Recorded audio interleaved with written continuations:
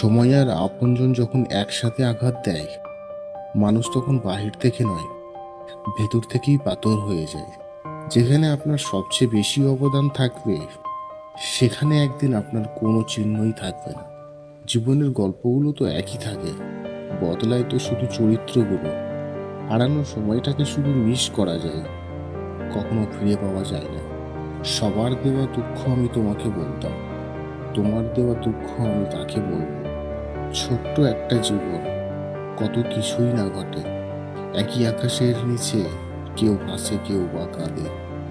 ধৈর্য ধরা শিখলাম, মানিয়ে নেওয়াও শিখলাম, নিজেকে সান্ত্বনা দেওয়াও শিখলাম। পারিনি শুধু মিথ্যা অভিনয় করে মানুষের মন জোগাতে। আসলে কি জানেন, বেশি বিশ্বাস, বেশি আশা ভরসা আর বেশি ভালোবাসা মানুষকে কষ্ট আর দুঃখ ছাড়া আর কিছুই দিতে পারে না। সবকিছু নিয়ে ভাবতে ভাবতে মানসিক রোগী হয়ে যাচ্ছি। তাই এখন সবকিছু ভাগ্যের উপর আর সময়ের উপর ছেড়ে দিয়েছি। হাসি খুশি থাকি বলে দুঃখ নেই ভেবো না, শোনার মতো মানুষ নেই বলে দুঃখ কাউকে বলি না। জীবনের এমন এক পর্যায়ে এসে পৌঁছে গেছি, না পারছি কান্না করতে, আর না পারছি নিজের দুঃখগুলো কাউকে বলতে। খুব একা হয়ে গেছি।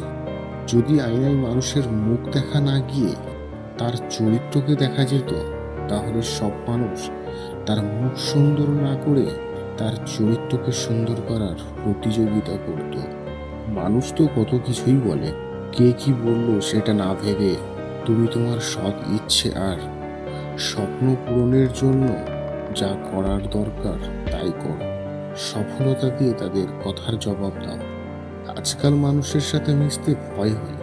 ওরা স্বার্থের জন্য আপন হয়, আবার স্বার্থ শেষ হলে খুব সহজেই রূপ বদলায়। বয়সের তুলনায় জীবনে ঘটে যাওয়া ঘটনাগুলো অনেক বড়। যে বয়সে হাসি খুশি চিন্তা মুক্ত থাকার কথা ছিল, সেই বয়সে ডিপ্রেশনের সাগরে ভাসছি। নিজের কষ্টের কথা কাউকে না বুঝিয়ে নীরবে যন্ত্রণা ফলাও ভালো।